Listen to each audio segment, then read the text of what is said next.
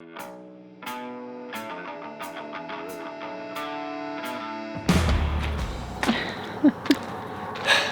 good morning guys. Another beautiful day in AZ. We are, well, we went to Home Depot, got some lumber, we got the ceiling, we got the subfloor.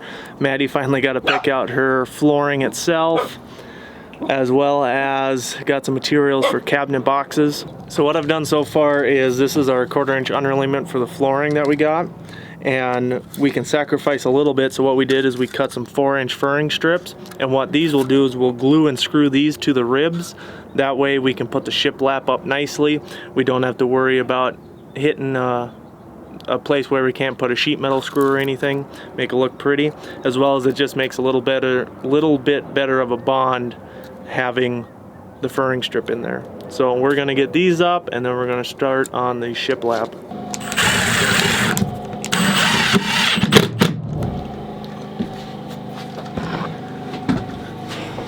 Well, we got those 4 installed, and then now we're gonna grab a chunk of shiplap, see how it lines up, what we have to do on the front and back, and then we'll measure center, chalk some lines, and then I like to start in the middle of stuff like this. That way your two ends are even, because if you start with a full piece on this side, you could just have a little sliver on that side and it looks uneven.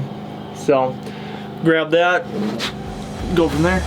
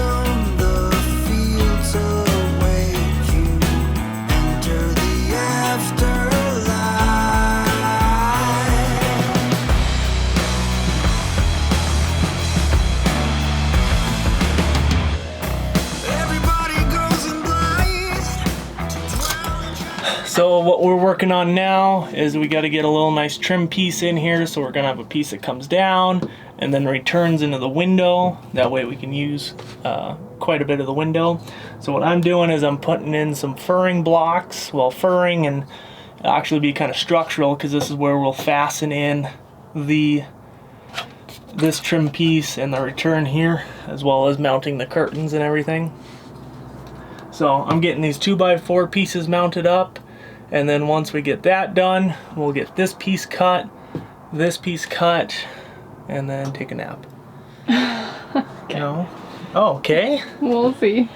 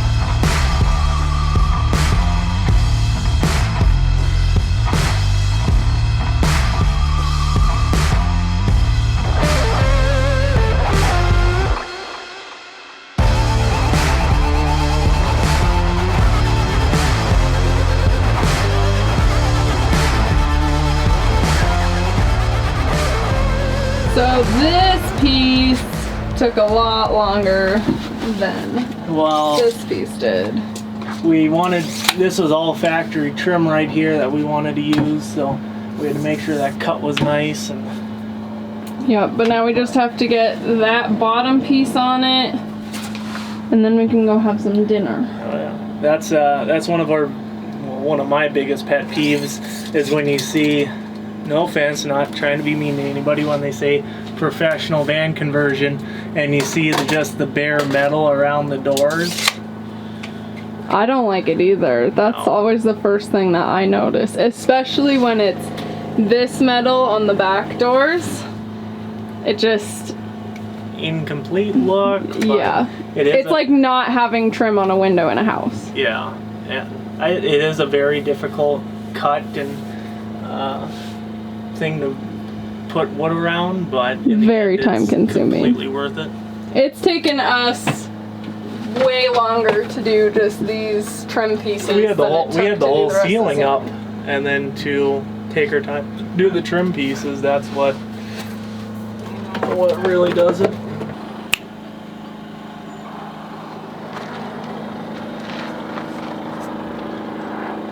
Just like that? Boom. It's all done. So this side was a lot easier because it was only 6 feet long and there's nothing we had to cut around. It was just one piece. So this side was a little bit harder. We had more of the van to cut around, as well as it was one 12-foot piece, and the curvature of the van changes quite a bit in that 12 feet. So it was quite a bit. It was quite a... I'm talking over here. He just wants to go play. But I think that's the end of this episode and the end of the night. I think tomorrow we're going to stick the subfloor in. Maddie's going to paint the ceiling, and then I'm going to start working on the cabinet box over there, the set of cabinets. And then I think once we get that done, I think we're going to start working on some sections of the walls, get the bed frame kind of in place, and then it's gonna be utilities, and it's off to the races. So thank you guys for watching. If you have any questions, let us know. Like, subscribe, comment something nice, and wait. Learn English? Watch for the next video.